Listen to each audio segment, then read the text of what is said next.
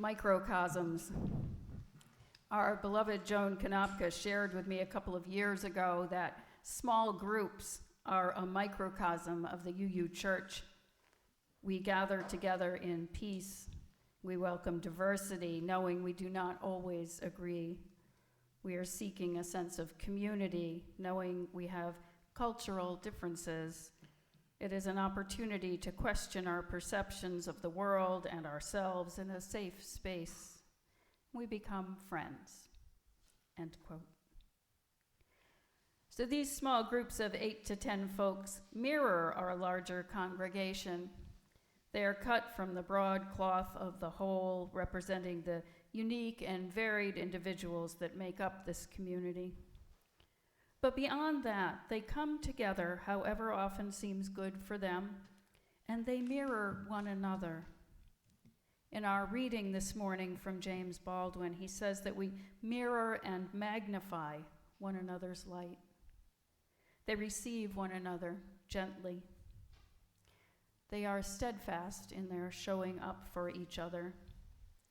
And when life gets too hard to handle and we are overcome with sorrow or shame, they make space for one another in a judgment-free zone and do the life-saving, I would say, holy work of listening well and accepting whatever pours forth. When we feel our own light diminishing, these good people recognize the spark and beam it back to us.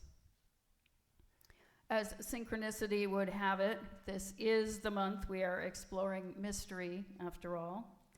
I spent a weekend a couple of weeks ago on a retreat that at its core turned out to be about spiritual friendship, about the value of such a thing, these intimate connections we cultivate through simple acts of presence, of listening well, and of encouraging depth. The Buddha once corrected a questioner when asked about good friends being half the spiritual life, saying, "Not so.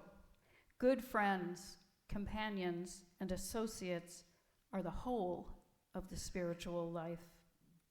End quote. That these are essentially critical to walking a noble path. Simply put, we need one another. The Insight Dialogue community suggests that we begin by pausing and relaxing, centering ourselves in the moment and preparing to listen. Only then can we open up to someone else. We attune ourselves to what emerges, noticing shifts and changes, being okay with not knowing what might come next. We listen with our whole selves, body, mind, and spirit, allowing ourselves to be touched by what is being said. It's only then that we can offer a deeper truth in kindness that might be of benefit. I cannot imagine a greater gift than to be received in such a way.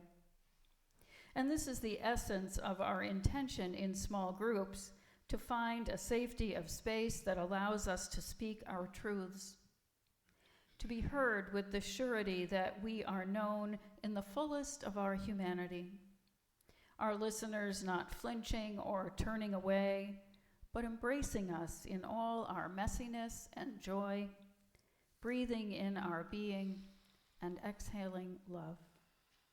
We take our turns, each of us drawing from the deep well of our souls.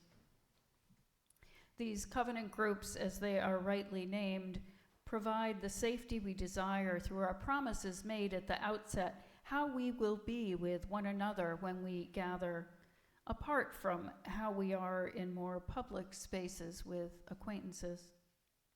These are sacred spaces in which spiritual friendships are fostered, nurtured, and held in the highest regard. They call upon whatever sense of the ultimate we each bring with us to be there alongside us as we open our hearts to one another. Today's service comes with an invitation to any of you who think this sounds like the kind of relationship you want to nourish here at the meeting house. There is room at the table for additional members in one of our groups, or maybe you want to create a new group with the help of our leaders and myself. In a congregation this size, with a part-time ministry available to the pastoral needs, I couldn't be more supportive of a strong small group ministry program. One of the things we do so well here is to care for one another, and this vital ministry is a big part of how we do that. So I encourage you to explore the possibilities. The longer I live, the more deeply I learn that love is the work of mirroring and magnifying each other's light. In our best moments, we are that person for another, says Baldwin.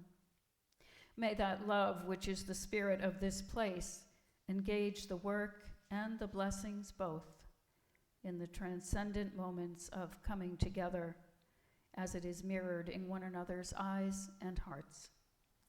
So may it be, and amen.